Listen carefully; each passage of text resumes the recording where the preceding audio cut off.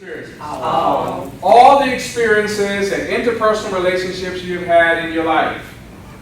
Everyone you've ever met has added to or has taken away from how you see yourself. Is that clear with everyone? Yes. All right, can anybody think of anybody that you've met that has added to your self-esteem? Yes. Raise your hand. Tell me who it was. Yes. God. God? My father and mother. Your parents? Yes. My best man at my wedding. Your best man at your wedding? All right, anybody else?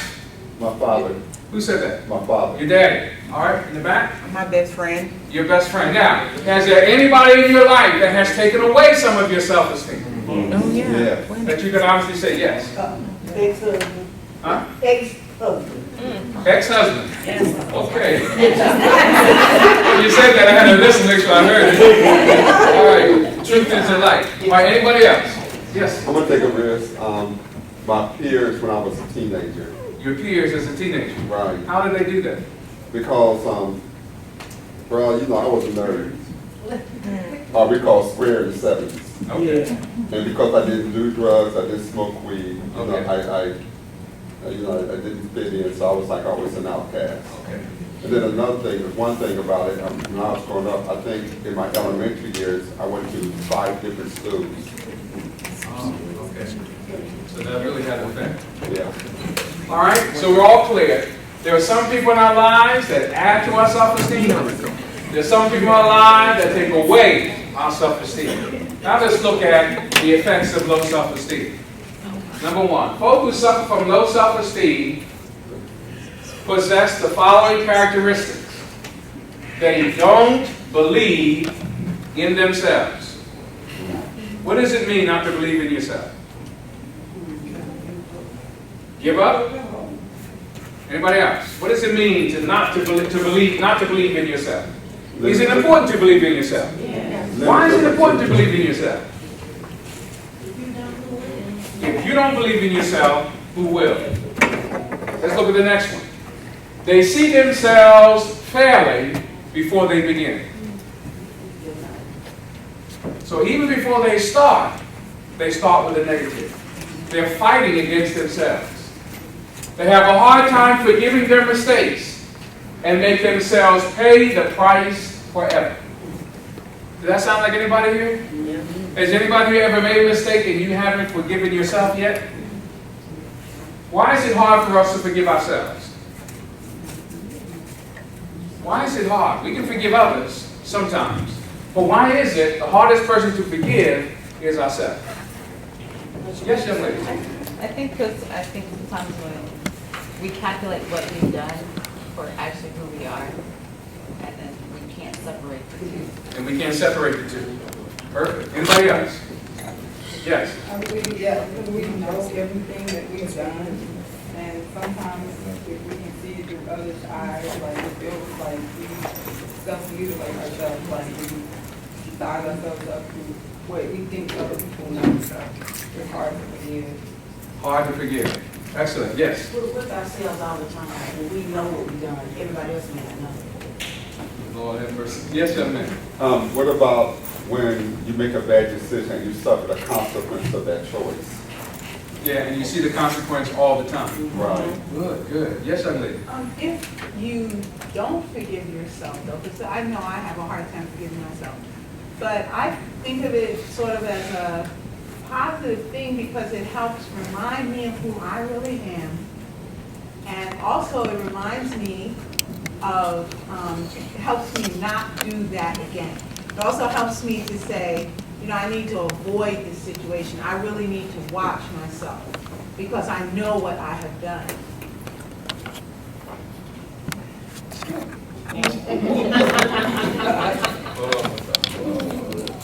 I want to make sure I got the first part of what you said. You're saying sometimes it's good that you don't forgive yourself because So you don't forget. so you don't forget. And you don't, and you're more aware of perhaps just what you're capable of doing. For example, if I say something really ugly to a student, the next time I'll remember that So the next time I'm seeing a situation come together where I may be tempted to do that, I'm more aware and say, maybe you know how you can be.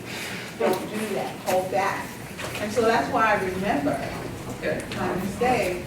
So and I think it's up to God to forgive me, but I want to remember it. You want to So that I remember. won't repeat it. All right.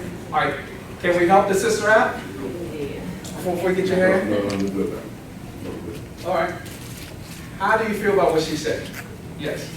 You can forgive yourself and remember at the same time. Just like you can forgive someone else for something and remember what they did. It doesn't mean you have to continue in the same path and you have to let them continue to do the same thing to you. You can make educated decisions now because you know the consequences and you know what you've gone through. So go ahead and forgive yourself. Just don't forget what you went through and what got you past that place.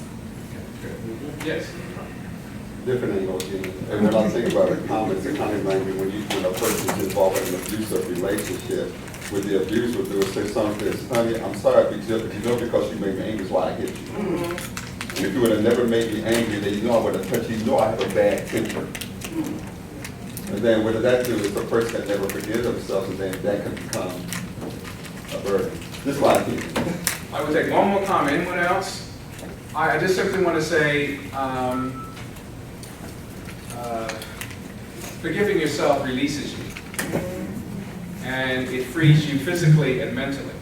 However, I like the part that you're saying, sometimes you want to remember so you won't do it again. But remembering, you have to remember two things. Remembering that I have freed myself from my mistake, but now I want to make sure I don't make that mistake again. So I know what I've done before, so I don't have to free myself again because I'm not going to do it again. You got what I'm saying? So I encourage you to forgive yourself, to let it go, because psychologically it limits you and sometimes it holds you back. All right? Yes, sir, Pastor. No, you know that. I just, you know, I get worried when people, you don't have to hurt yourself like that. Yeah. Don't put yourself above the grace of God. God's grace forgives you, forgive yourself. It will hinder your future. Okay, good. All right, so let's continue. All right. They believe they will never be as good as they should be as others. What do you think about this statement? I'll read it again. They believe they can never be as good as they should be or as others. Has anybody here ever had a challenge with this? Sometimes you feel not as good as everybody else. I used to be my challenge when I was in high school. That's why I got in a lot of trouble. I didn't feel I was as good. And some of us were growing up.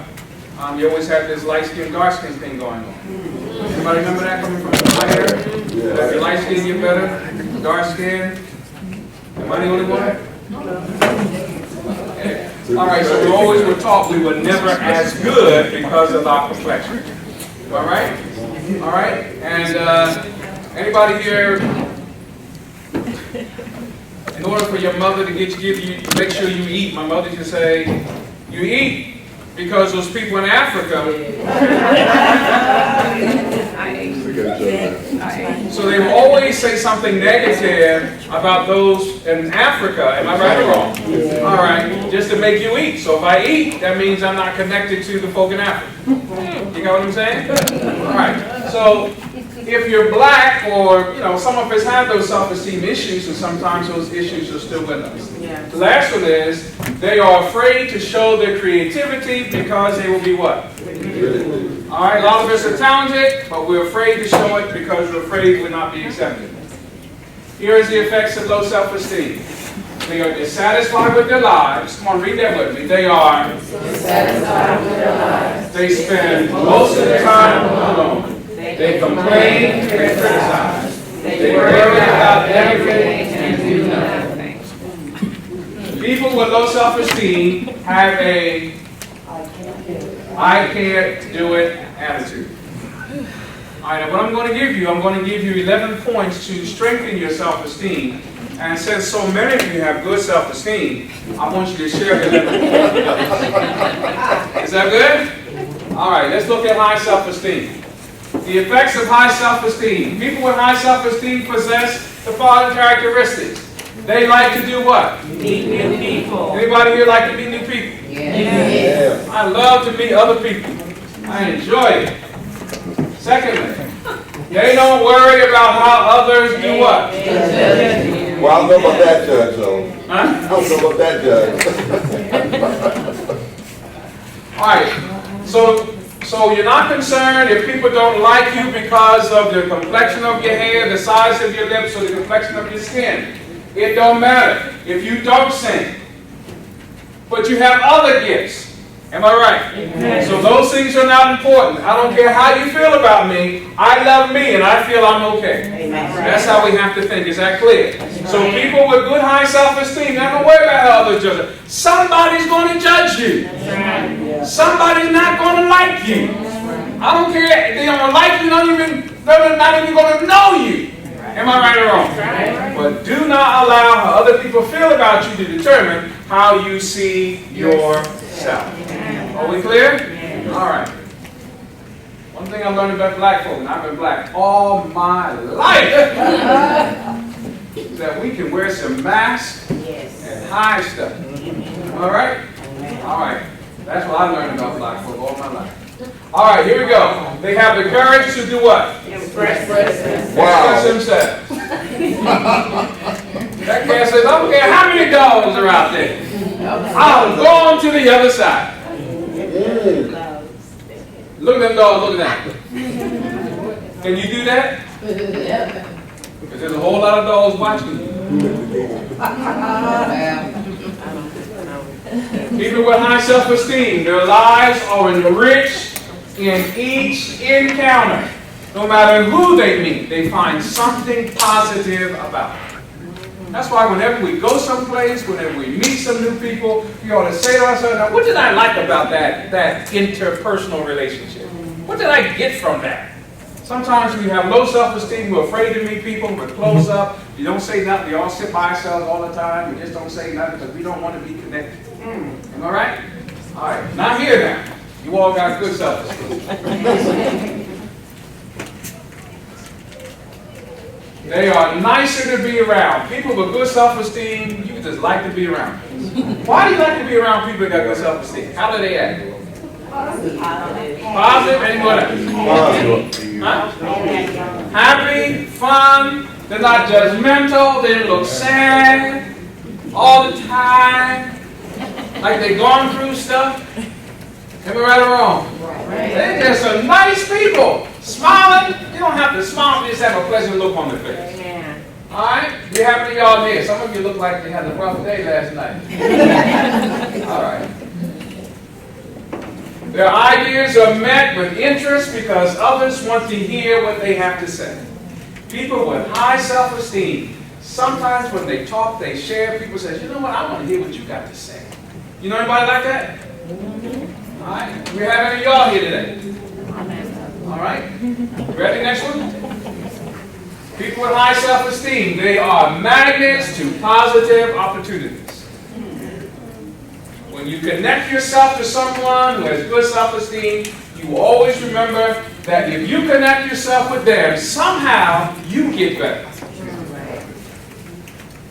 Do you know what I just said? Amen.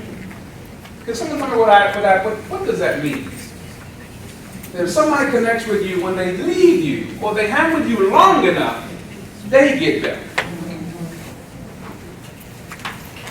Everybody here like that? Yeah, you know, real out, like to be around somebody's around me or around somebody that is, you know, relatively high self-esteem. That if you have this air about yourself, that it's like a contagious thing. They begin to smile, laugh, and do things that you do. Good. Anybody here hang with somebody and it changed your life? Yeah. Any of that experience? That's what I told my administrative assistant when I first became the relationship ministry leader. I said, before I leave here, you're going to be a different person. Oh, what does that mean? You're going to work me to death. No. I said, when I leave here, you're going to be a different person. And I'm getting ready to leave, and she's finishing her PhD or doctorate in marriage and family therapy. Because when God's been good to you, You got to open up and share it with somebody else. No matter wrong. So you want somebody else to be better. All right? People with high self-esteem, they have I think I can attitude. I like people like that. People say, I can't do that. Nah. I kind of shy away from that. I like the progress. All right, here are the 11 steps. You ready for the 11 steps? All right, here are the 11 steps. We're going to take them slow, and I want you to write them all down. Now, if you got high self-esteem, while you're writing down, say, this is not for me, this is for somebody else. You got that? Yes. That hot dog, boy, he living, ain't he? Looks good. Looks good, don't it? Yeah. All right, here we go. I got 11 up for you, and all of them are on target. Are you ready? Yes. Here's number 1. Forgive your past mistakes. And here is the text. Forget the former things. Do not dwell on the past. The more you dwell on the past, the more you limit your present and future. The past will hold you back. Are we clear? Yes. So, connect the step with the text. Now, why do you connect this step with the text? I'm going to tell you why. There is power in the Word of God. You hear what I just said? There's power in the Word of God. The Bible says, if you get you the blessing, blessed is he that readeth. If you just read the Bible, you're going to get blessed. So when you apply the text to your life, God will make the text work itself in you. Is that clear? All right, now, if there's anybody here that is hung up on anything you did in the past, I want you to memorize this text. You say, Lord, help me to put that behind me so I can move on. Just in case, because everybody here got high self-esteem. All right, you ready for step number 2? What's step number 1? Yeah, turn your neighbor and say, forgive your past. Come on. Forgive your past. All right, here we go. Step number 2. Here we go, number 2. Focus on your positive what?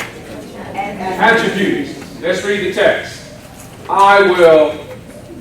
Y'all writing on it? Yes. Go ahead and write it, because I want us to say the text together. Focus on your positive attributes. That is an awesome text right there. Amen. That is an awesome text. Are we ready? Yes. All right, let's read it. I will Praise you, for I am fearfully and wonderfully made. marvelous Are are thy works, and that my soul knoweth right well. Now listen to me, there is nobody like you. Amen. Nobody. Amen. Nobody like you. You are original. Yes. Do you know there are no snowflakes alike? Yes. Not one snowflake alike.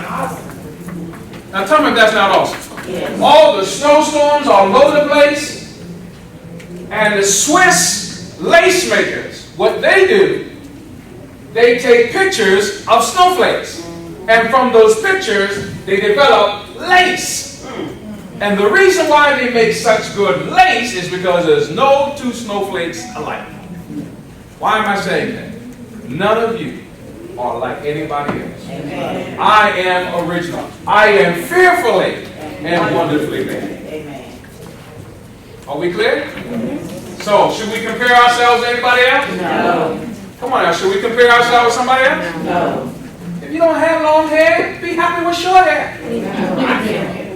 If you don't have no hair, say, yeah, I ain't got no hair. It's my head. Am I right or wrong? Never compare yourself. Thank God for who you are and what God has done for you. Amen. Are we clear with that? Yes. All right, now turn to your neighbor and say, now I want you to stop comparing yourself. All right, what's number 1? What's number 1? Forgive your past. What's number 2? Focus on your positive attributes. Good. Now number 3. Follow the example of who? Successful people. Anybody brought your Bibles with you? Yes. I want somebody to turn to Hebrews chapter 12, and we're going to read verse 2. I want someone to turn to Hebrews chapter 11, 23 to 25. I want someone to turn to Hebrews chapter 11, and you're going to read verse 11. I'm going to have you raise your hand, and you're going to do this next text too. All right, who's going to read Hebrews chapter 12 and verse 2? Raise your hand. Hebrews chapter 12 and verse 2. All right, over here. Who's going to read Hebrews chapter 11, verse 23 to 25? All right, young lady. All right, Hebrews chapter 11 and verse 11. Good. And the last one is Hebrews chapter 11, verse 31. All right, so take time to go to these texts. Follow the example of successful people.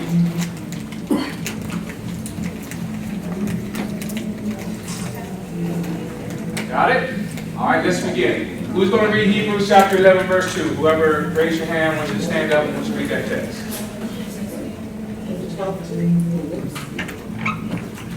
Use your preaching voice, sister. Looking unto Jesus, the author and finisher of our faith, who for the joy that was set before him endured the cross, despising the shame, and has sat down at the right hand of the throne of God. Lord have mercy. So looking unto who? Jesus. Come on now. Looking unto who? Jesus. If there's anybody we need to look at first, as an example, is who? Jesus. Why should it be Jesus? He is the author and the finisher of our faith. He is the beginning and the end. All right, let's go to Moses. Hebrews chapter 11, 23 to 25. Please stand up. Use your preaching voice. By faith, Moses, when he was born, was hidden 3 months by his parents because they saw he was a beautiful child, and they were not afraid of the king's command. By faith, Moses, when he became of age, refused to be called the son of Pharaoh's daughter, choosing rather to suffer affliction with the people of God than to enjoy the passing pleasures of sin. Now, some of that's not deep.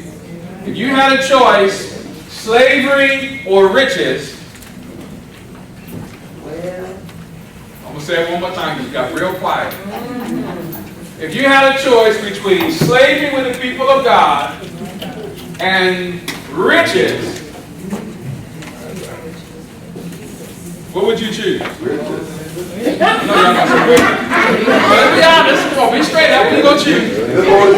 I'll choose riches, and you know my need to pray every day. Get the Lord tithe. Say what? Get the Lord his tithe. Yes.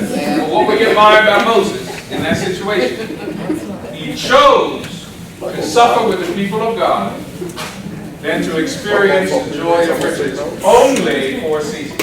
I like that part because riches only last for a period of time. Are we good? All right. Hebrews 11:11, talking about Sarah. Who has that text?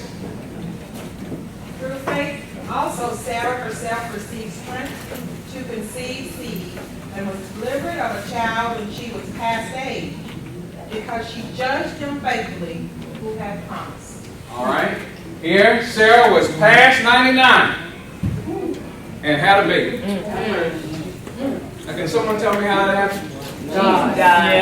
Ain't nobody but God. Am I right or wrong? 99. Who's the oldest person in this room? Sister who? French. Sister French. Can you imagine if Sister French got married? I can see it. 8 months later, we saw Sister French was pregnant. And now I Sister can French. see it.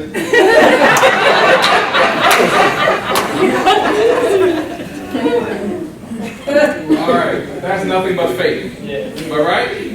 All right, this last one, Rahab, Hebrews 11, verse 31. Who has that text? By faith, the harlot Rahab perished not with them that believed not, when she had received the spies with peace. That's it.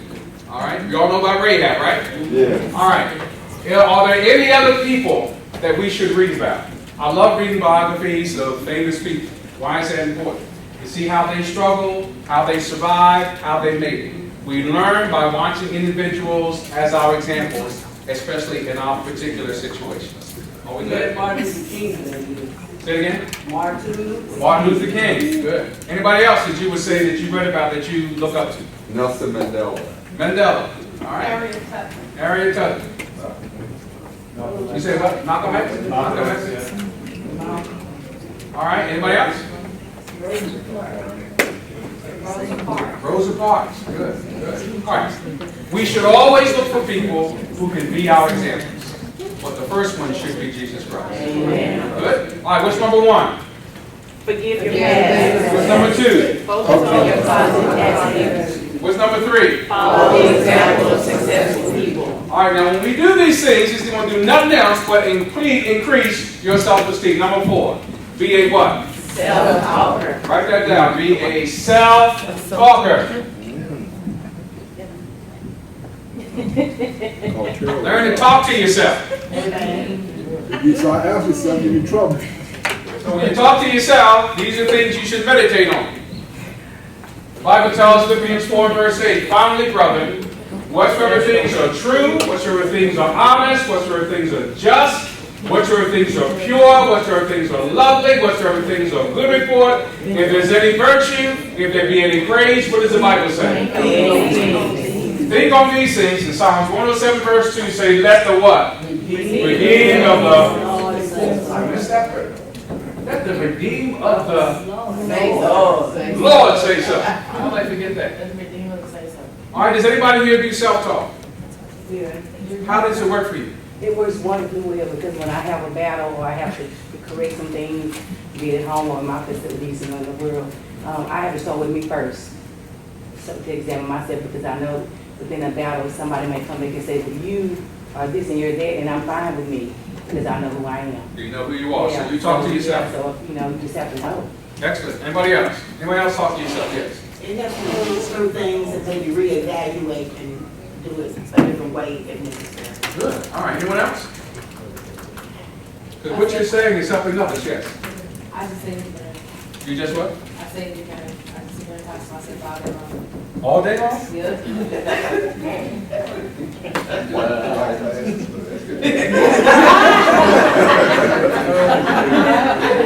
All right. Yes. Almost curtailing on Christian. I just say encouraging words. That's Say encouraging words to yourself. Yeah, and mostly about church. I say something you can so I will, believe it. Good. That's excellent. All right. Anybody here sing to yourself? Yes. Yeah. You sing to yourself, talk to yourself. You talk to yourself and everybody asks you, is everything all right? Yes. The best time to talk to yourself is put some earphones in, hold the phone up, and then go ahead and go. People ain't gonna know the difference. All right, so be a self-talker. All right, so you got that? Yes. Line was number, yes, sister. There's a song that goes with it. Go with this. Yes, it says encourage yourself. If you know nobody else will, you gotta talk it because people will say negative things. Yeah, go on, start. And it encourages you. You sing it and it does encourage. You have to pat yourself on the back. Amen. Wow, that's good. All right, let's go to number 5. Are you ready? Yes. What's number 4? Self-talker. All right, number 5. Exhibit what? Good attitude. A good attitude. Thou lovest righteousness, hateth wickedness, therefore God, thy God, hath anointed thee with the oil of what? Gladness above thy fellows. You know, it's just a joy having the Spirit of God in you. Yes. I mean, you can have haters all around you, and you can just sit down and just think about the goodness of God, and everybody else is looking all glum and rum. But you just think about how good God is. Amen. People look at you like something wrong with you. Next one, trust in the Lord. This is a text we used last night. Trust in the Lord with all thy heart, and all thy understanding, and all thy ways what? Acknowledge Him. And what will He do? Direct thy path. Has God ever blessed anybody here so much that you didn't expect the blessing, and every time you think about it, brings a smile to you? Amen. Anybody got a testimony you want to share? Yes, young lady. I used to work at LMCA. Deion Sanders bought my school. He turned it into primetime prep, so I was out of the job. I wasn't certified, so I had to go into lunch. So I did not certified, making half of what I was making. I got very comfortable and got an office doing dyslexia and just auxiliary work. And I got my office taken from me, so I emailed my advisor from 20-some years and told her I needed for her to waive those 2 grades I took when I got married and I made bad grades on, and I need for her to waive my GPA, I need for her just to work it out. Hadn't seen her, just text her. She went through the registrar, the dean, they said yes, and they said no. And then I said, well, just keep trying, and she emailed me a paper saying exactly what I asked for. GPA waived to the 2.5 that I needed, and the 2 classes were dropped off. And I think that push of something that somebody thought they were taking away from me is what I needed so that I could go further anyway. So it all works out. It's always worked out. Love him. See what happens when the Lord does something for you? Then when some people start talking about how bad God is, then you can jump up and say, hold on. Let me tell you how good God really is. Amen. Is that good stuff? All right, so number 5 is what? Good attitude. Let the Spirit of God come in and then let Him live Himself out in you. Now sometimes it's hard. Yes. Do you agree with that? Yes. Sometimes the devil is mad because you're filled with the Spirit. Yes. And so what happens is he gets upset every time you go to work because you go down into the devil's territory and he's afraid he's going to lose some of his people. You got what I'm saying? And so what happens is some of those very people try their best to get on your last nerve. Amen. You know why they do that? You know why they do that? Bring it down. Bring it down? Come on. Why do they do that? Change your attitude. Change your attitude? I'm going to tell you why they do that. You see, the devil cannot get next to you unless you start acting like him. So I see your hand. So he has to get people to get on your nerves so that you can shift your disposition. And as soon as you shift your disposition, then he can control it. All right, you raise your hand, sir. Pastor Trusty, you heard about our tragedy. Yes. Okay, and I think the most satisfying thing when people say they admire us because in spite of what happened to us, we still had a spirit of, a positive spirit. And we told him the day of his death, we thanked the Lord for him, and after he died, we prayed and thanked the Lord that we had him, and we look forward to seeing him again. So we had a relationship with God, knowing that by faith, that God is in control of everything. And then to hear people, not only in our Christian circle, but outside, say, I don't know how I would handle that. And I say, it's amazing how the Lord will give you strength when you need it. Amen. Absolutely. We were a testimony of that. And it's ironic, I remember the scripture says, rejoice in the Lord always. And again, I say rejoice. And one thing I've learned is, I don't care what's going on in your life, even in Christ, the Lord expects you to rejoice because He's still got His going to work it out. Yes. Amen. To me, that's the hardest thing, to rejoice in the midst of something real bad. You know? Anybody ever want to kill somebody? I see some of you look like you want to raise your hand. Yes. Not with a gun, but just. Not with a gun? Just all over like, you made me bad. I might not want you to. I don't want to know how you want to do it.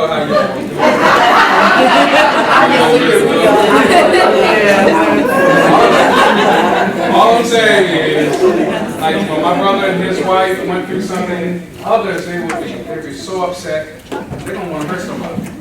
But you have to have the Spirit of God to keep you in control. All right, let's go to number 6.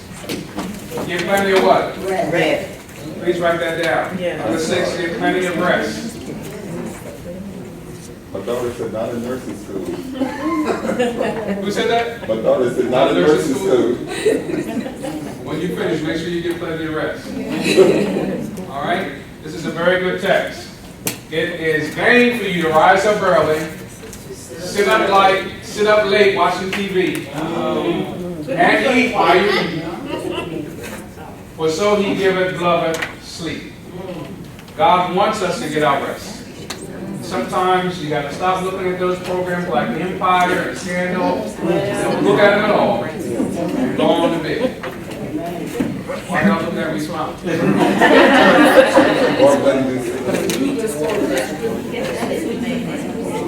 I can see it. I misquoted? I said it wrong? Let me see. I'm reading it again. You tell me. It is vain for you to rise up early, to sit up late. Eat the bread of sorrows, and that's what happens when we don't get our rest. But this is what he says. What he given is beloved. Sweet. That's a good word, isn't it? Yes. All right, what's number 1? Forgive your past. Good. What's number 2? Focus on your positive attributes. Good. What's number 3? Follow the example of successful people. Great. What's number 4? Be a self-talker. Good. Number 5? Exhibit a good attitude. Good. And number 6? Get plenty of rest. All right, now number 7. Practice your what? Talent. Please write that down. As each has received a gift, all of us, use it to serve one another as good stewards of God's varied gifts, or grace, I'm sorry. How many of you have gifts and you're not using it? Why aren't you using your gifts? Just share. First, tell me what those gifts are. Yes, sir. Administration, leadership, different things. It's because there are some people already in my church that's already placed in those titles, and they're already doing it. So, I feel I'm not needed in that area. All right, so you need that. However, I am a leader in my church, but I'm not doing that particular thing. All right.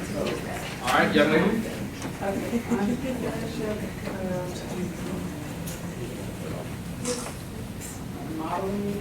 Modeling. There's some things that I like put on the back burner that I just chose to like take care of my children. All right. All right, so you have a gift, so we got to bring it back to the front burner. All right, anybody else? Yes. And There are some people who can appreciate your gift, and you don't need to practice it to say it again. There are some people. My family is laughing. Okay, there are some That people. can appreciate your gift. I can sing very well. It's not a gift.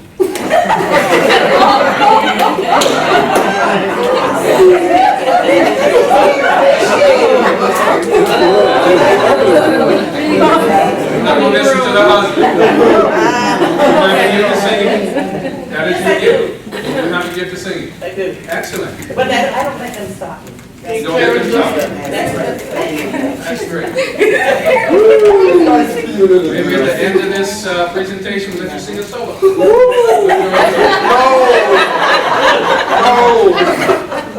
What did it say up here? Practice your talent. Practice your talent. I don't care what your gift is, you got to practice it. What happens if you don't practice it? You lose it. You're gonna lose it. All right. Somebody at this table raise their hand. That table in the back is really quiet. Do I have any gifts back there? That table has no gifts? You have plenty of gifts? Any of you not using the gifts that God gave you? Yes.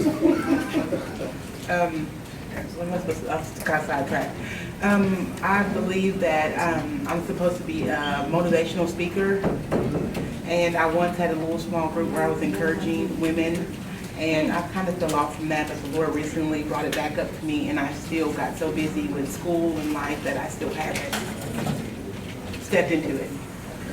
All right. Now we're going to get to these gifts. Anybody else? You got some gifts you're not using? Yes. Oh, you just raise your hand. You just stretch your hand. Mentoring. Huh? Mentoring. Mentoring. Okay. All right. Now, please look at me on this. When God has given you a gift, it is your responsibility to give God praise with that gift. Now, if you don't know how it can be used, it should be a subject of prayer, number 1 on your list.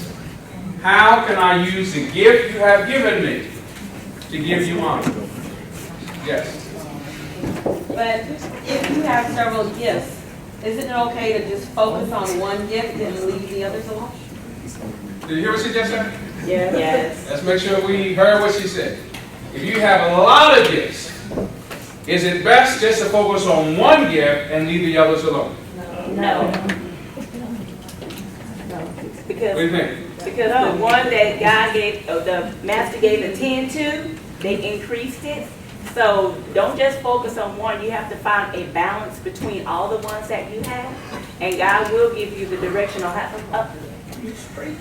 He will give you the direction on how to do it. Good. Yes. Actually, that's kind of like the issue that I think I've always had is that I have so many. And when you start to, I've noticed just kind of growing up just throughout life is that when you just have one, it's okay. But then when you start exhibiting all the other ones, sometimes you make people uncomfortable, or it's like that's how I've always been like, oh, you're trying to steal the spotlight, and that's never been the intention. So I think I withdraw to make everyone else comfortable. I would like to encourage you to change that. God gave you those gifts, someone's going uncomfortable. Don't let them limit you. God gave you those gifts for a reason. Am I right or wrong? God has given us all these gifts. And some of us have a lot of gifts, and I'm going to tell you, somebody's going to be uncomfortable because you're gifted. That's right. Am I right? So you just praise God.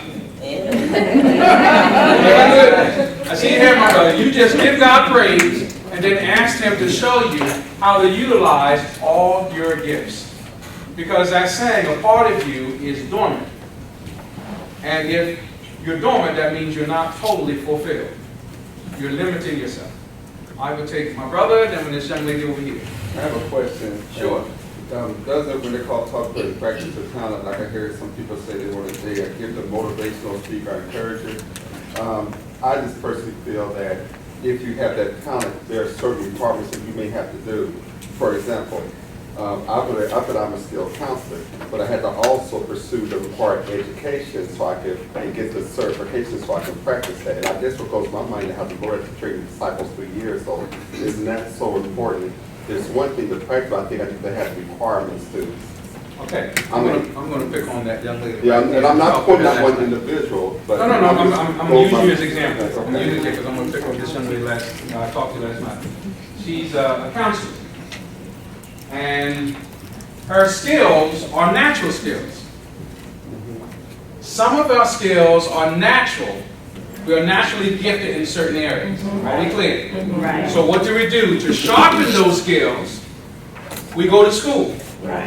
And to some people who are trying to be counselors, they are struggling to get what some of us get so natural. Am I right, sister? Right. And they're just struggling, trying to get the concepts. And then those of us who are natural with it, we just smooth them. We don't even have to read some of the stuff. It's because God has given us those gifts, and then we can sharpen because there's certain things that we can sharpen the natural qualities that God has given us. And you are on target. So if she wants to be a motivational speaker, and that is her gift, then to sharpen that gift, God requires us to study, to look, so we can be good at what we do. Am I right? Come on, anybody disagree? No. We all want to go on? Yes. So now, what y'all going to do? What you going to do, sister? What you going to do? You're going to use all your gifts. You're going to use all your gifts, sister. I don't care how many people get upset with you. And when they get upset with you, you just keep on smiling. And sister, if somebody don't like the way you sing, well, sing loud.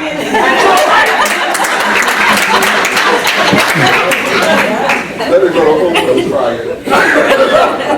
But you understand what I'm saying? Yeah. No, you understand what I'm saying? No. Because sometimes we have self-esteem things, and other people say negative things to us, and immediately it shuts us down. Am I right or wrong?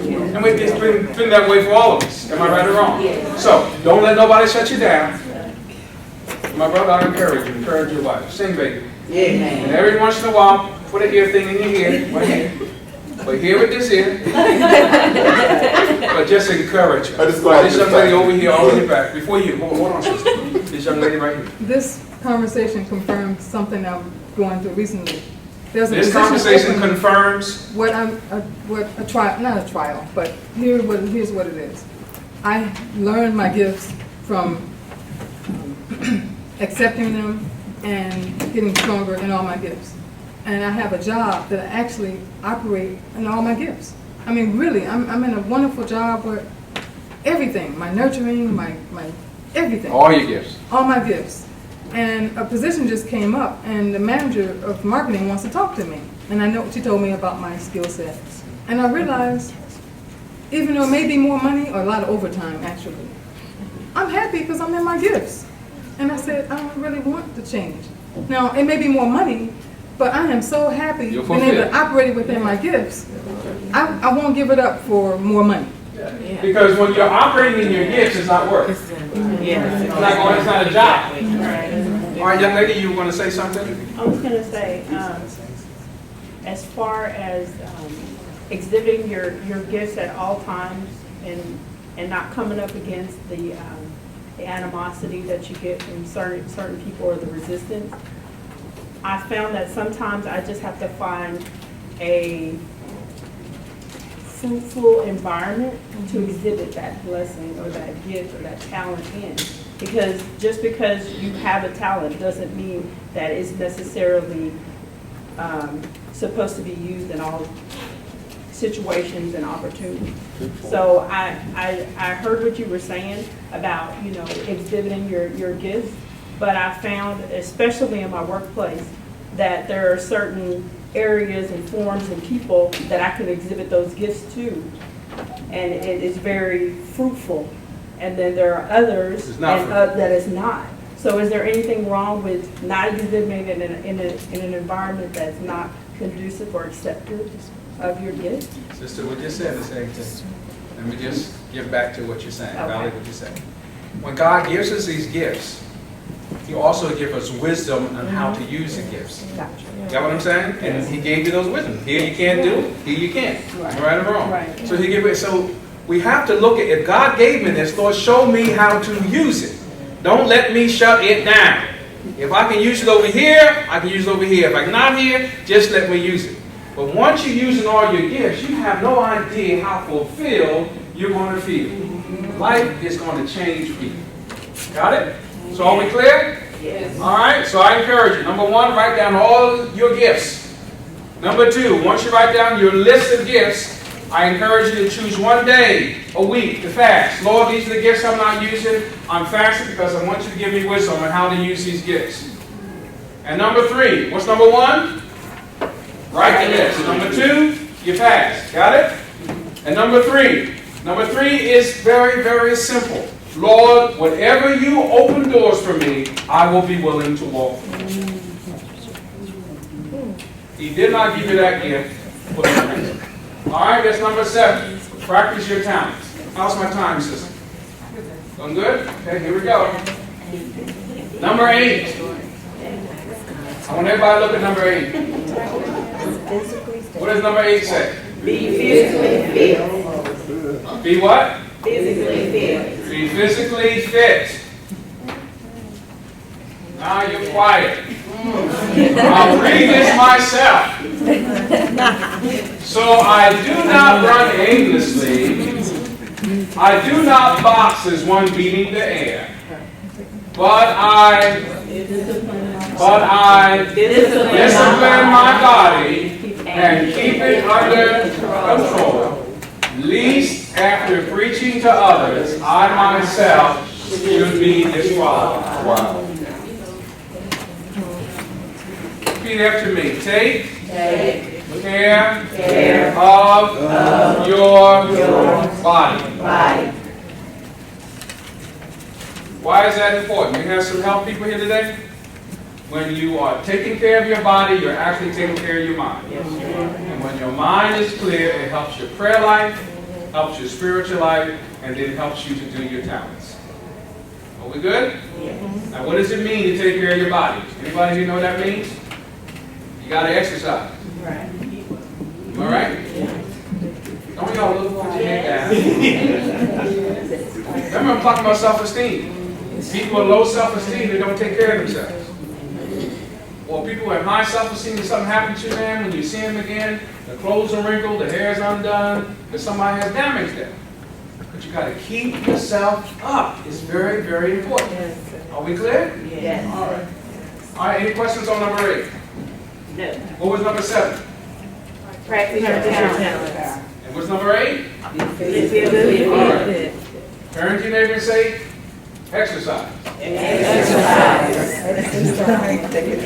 All right, number 9. Learn new things. Number 9 says what? Learn new things. Learn new things. Let the wise hear and increase in learning, and the one who understands obtain guidance. Give instruction to a wise man, and he becomes wiser. Teach righteous man, and he increases his learning. You should never limit your learning. Read, read, read. Stay in contact with individuals that help you to be progressive. Learning new things. Any questions on that? Anybody here learn something new that you never did before? One thing I'm learning to do is to climb mountains. I've never done that. My son's always climbing. Come on, Dad! Oh, I'm trying. I got a lot to pull up that mountain. But I'm learning. At least I know how to tie the knots. I can get halfway, so I got the rope, pop, go ahead, climb. But learning new things, and then once you do, I mean, when I climbed that mountain, I got to the top, I felt really good. It's because I'm learning new things. God wants us to do that. It helps our self-esteem. Are we clear? Is there anything that you want to learn how to do that you don't do now? Anybody? Anything you think about doing? Yes. Huh? Piano playing? Piano. Yeah? Yeah, me too. That's one thing I want to do. Wow, playing the piano. No, she never taught me. Anything else besides playing the piano? Anybody else? What about some of you brothers? Y'all quiet. Any of your brothers like to do something different? Philip won't learn how to read. I hear what you say. Let's go ahead and Philip. I hear what you say. I'm messing with Philip Jones. I said he want to learn how to grill. Hey, that's something to learn. All right, almost finished. Number 10. Ain't hard, brother. You're right. All right, number 10. Here we go. Improve your what? Personal relationships. Number 10. Improve your personal relationships. Do nothing from selfish ambition or conceit, but in humility count others more significant than yourself. That each of you look not only to his own interests, but also to the interests of others. Is this an important step here, number 10? Yes. This is an awesome step. You write it down? All right, let's go to the very last one. Questions? Yes, Rachel. It's very hard to like prove your personal relationship and you want to do so much, but you wind up making yourself lower to get on everybody else's level. What usually happens when that happens is that you have to know what your boundaries are. And sometimes, if we are rescuers or fixers, we have a tendency to forget what our own personal boundaries and we will hurt ourselves for others. But we have to know how to say no. And a lot of people who have problems in helping others, they don't know how to say no. I can do this, but I have to stop here. You got what I'm saying? All right? And when you can't say no, then people take advantage of it. And then once they take advantage of you, they affect your stress level. And once your stress level is affected, and you're just doing everything for everybody, the only person who's going to get hurt is you. That's right. All right? So, can everybody say no? No. Come on, let me say no. No. I can't do that. I can help you here. Well, why can't you help me here? I can't do it. I can't do it.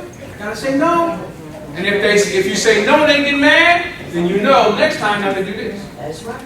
Know what I'm saying? Yes, young lady.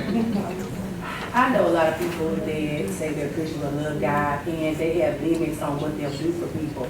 And you know their limits. Okay, I know that my mom is going to do this, but I know God says she's not going to do that, even if it's an emergency. So I've never had a problem saying no. I don't mind going the extra mile, and if I can't finish today, I'll go ahead and finish tomorrow. I won't ever say, no, I can't, because I don't want you to tell me no. But then people in a personal relationship is, to me, when you have a battle with someone that you really love, and no matter what, at all costs, you will just want it to be better, even if you have to let it go. And so sometimes that's the part of improvement. I don't like to fake or pretend with people. I'm not gonna do it, so I'm not in the clique. You're not gonna catch me gossiping on the phone, nobody can hear, because that's just not my thing.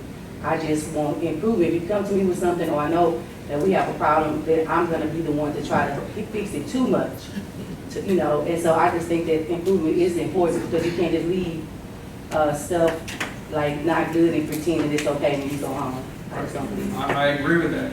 However, it's important that if your family is affected by what you're doing for another family, then you're going to have to say, you know, I really can't do this. I have to take time for my family. You got what I'm saying? Or I can help you next week, but right now I can't sacrifice the time for my wife, or for my husband, or for my children, because I have to focus on them. But next week, I can help. I don't think God would say that, but that's just me. I don't think God would say that. You don't think God would say? That I'll hit you tomorrow. I think that if my husband has something to do for somebody overnight or at a certain time, like he goes to the men's meetings and I have to wait for him to come home for the men's meeting. I can't just call and say, come home. So I've learned to accept the fact that, dang, he might be coming home late. It's okay. Where's if your you're husband? doing something for God. That's your man right there? Yeah. Let's hear from you, man. Must he text you?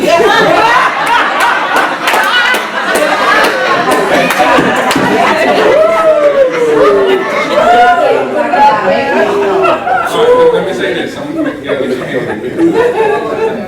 I appreciate what you're saying.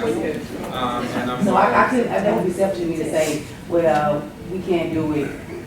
That just doesn't sound like a Christian to me. We can't do it right now. We'll do it later. Pastor. Is there a point, I think I hear Trusty said this, or is there a point where you can say no and it still be in keeping with Christian standards as you understand them? Or have we converted Christian standards to a point where you know you can do it, but you just don't say, well. Where the middle ground been what you suggested and what you suggested? The challenge we have is we say no, that means that we're not being Christian. Right. That is not the case. That's not what I said. No, I'm not saying that you If you know that you can't do it and you don't do it, it's sin. Right. If you can't do it, what you're saying, if you can do it, you should follow through with it. And what I'm saying is, if you can do it, we follow through with it, as long as it does not take you away from your family what they want you to do. Amen. If you spend more time helping others and not taking care of your family, then your family is hurting and their family is benefiting. What I'm saying is you have to know how to set the boundaries. Would there be an occasion when you might need to do that? Yeah. If my wife is dying, oh no. If you're dying, guess who's going to see me? Yeah, that's right. I set a boundaries. Amen. Am I right or wrong? That's very, very important. And I'm a pastor. All right? So I always look out for my family first before I look out for the church. Amen. Now, why should I do that? Because if you don't do that, you find your time, what you're doing for them, you'll be concerned more about what's happening at home. If you get home straight first, you gotta have that thing before you can really minister to anybody else. Look at it this way. If somebody's drowning and you can't swim, and you jump in the water to help them, then you're gonna both drown. That's right. So I need to stabilize my situation. I have responsibilities to like that. The person takes care of their own home, they're worse than an infidel. So I have to do that first. Now, when I'm done that, Doc, I may do more than what I would do. When you get that time? I may extend myself more. But I can only do that if I know that door's open. Good. Good. The sad thing is, I see your hands, I'm going to take this gentleman here. But we say the same thing. I think we're all really saying the same thing. I think that I'm already assuming that we're saying the same thing. We're intellectually stimulated and we're very high on a spiritual level already. We already know about the balance. And that if he has something to do, it's already assumed because I'm gonna make sure I improve the personal relationships at home regardless, that does come first. But I'm just saying, if Jennifer asks me for something, I can do it and I don't do it. In my heart, I know that's wrong. I just say that some of us kind of say, oh, that's okay. I mean, I can't do it when we know we can. I was actually talking to Ruth yesterday. We were talking about this very topic, and as women, we typically do a lot of the extra nurturing. And I shared a post with many sisters a while ago, and it says, "My dear sister, you are not required to set yourself on fire to keep other people warm. You must know when to say no and mean it. By sacrificing yourself for other people, you become drained and depleted. Your confidence takes a blow every time you say yes to something that you really should have responded with no. When you put other people's needs before your own, you are teaching them that you come second. Amen. So when those same people also put their needs before yours, you must take responsibility for the part that you played in perpetuating that ideal. Know that you are worthy of having your needs met. You have been nurturing, compassionate, and self-sacrificing toward everyone in your life. Your well-meaning deeds have enabled some people, and they have become totally dependent upon you. But who can you call on when you need to be supported, encouraged, or kept warm? It's your turn to be a priority. It's your turn to be invested in and built up. Putting your spirit and soul's needs first will not deprive anyone around you. Everyone else will be just fine. Put the fire out and put yourself first." Good. Very good. All right, this young lady first in the queue. Yes.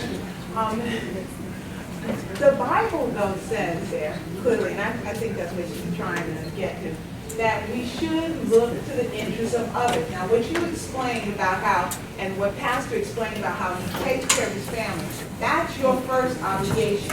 And when you do that, you are not looking out for your interests, you're looking out for the interests of your wife or your children. You're not putting yourself first. But I think she's dealing with the reality that is Some of us don't stress enough. We just say, I'm just gonna do this.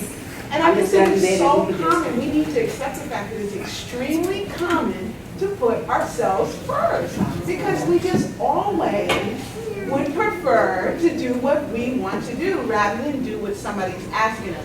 And I think she's just saying that we need to concentrate also on the fact that when somebody asks us to do something, and we can, without sacrificing those that we have an obligation to put first, we need to do it. And if we do that, I think we'd be fulfilling Philippians 2:3. All right, let's make sure we all understand this. I don't want no one to misunderstand.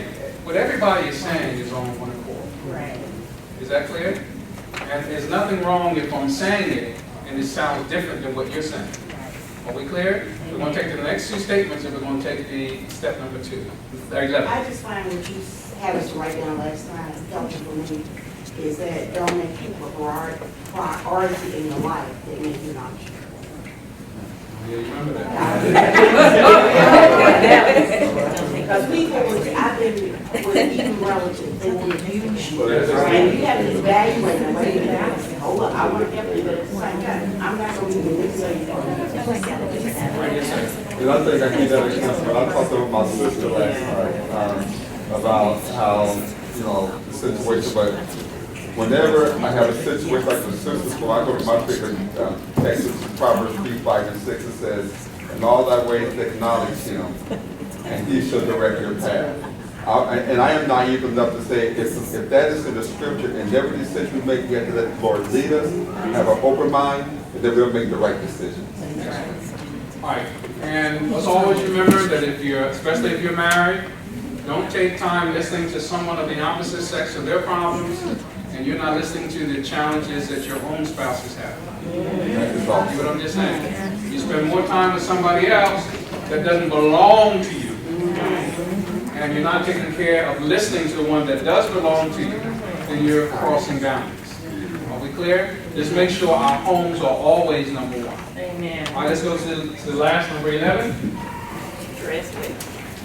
What does number 11 say? Come on now. What does that say? Rest well. Whatever you eat or drink, Whatsoever. or whatever you do what? All to the glory of God. All to the glory of God. So how we eat, how we drink, how we carry ourselves, and we should always try to look nice because we are children of the King. Amen. How you feel about this? Good. Like this too. So write this one down and keep it. Are we clear? Yes. All right, let's see how you got it. What's number one? Forgive your past. Forgive your past. Good. What's number two? Focus on your positive attributes. Good. What's number three? Follow the example of successful people. Excellent. Number four? Be a self-talker. Number five? Exhibit good attitude. Good. Number six? Get plenty of rest. Number seven? Practice your talents. Number eight? Be physically fit. Number nine? Learn new things. Number 10? Improve your personal relationship. Number 11? Dress well. If you do these 11 points, it will affect your level of self-esteem. Are we clear? What I've learned so far when I got started, that most of you have good self-esteem. So I'm assuming you're already doing most of these. Is there any of the 11 that I gave you that is difficult? That will be difficult for you? Get plenty of rest? Anybody else? So we're good? All right, so let's go through our review. Self-esteem comes from every experience in your life. Are we clear with that one? Yeah. Anybody or everybody affects our level of self-esteem. How you view yourself affects everything you do in life. Are we in agreement with that? Yes. High self-esteem gives you a good feeling about yourself. Low self-esteem, what does it do? Self-esteem can be what? Improved. Any questions on this presentation? Did you learn anything in this presentation? Yes. Or are you going to use it? Yes. All right. I think that concludes. Where's, we got one more slide. You are a unique individual. No one else is like you in the entire world. This makes you what? Special already. Our time in this world is what? Limited. Make it happen for you. So you leave your mark where? I really hope, because as black folk, we have the biggest challenge in our marriages, in our relationships, and how we see ourselves. We have those challenges. All we need are tools. I've given you the tools. Last night for trust, and today for your self-esteem. And I can guarantee you, if you use them, you will be blessed. Let's bow our heads together and pray. We're just so grateful that you are God all by yourself. All we're asking, Lord, is that you would help us to take the tools that you are giving us so that we may apply them to our lives, so that we will be better and enjoy life on a whole different level. But Lord, may we not forget who is in charge. And as long as you're in charge of our lives, then we know we're following in the right path. Thank you. In Jesus' name we pray. Amen.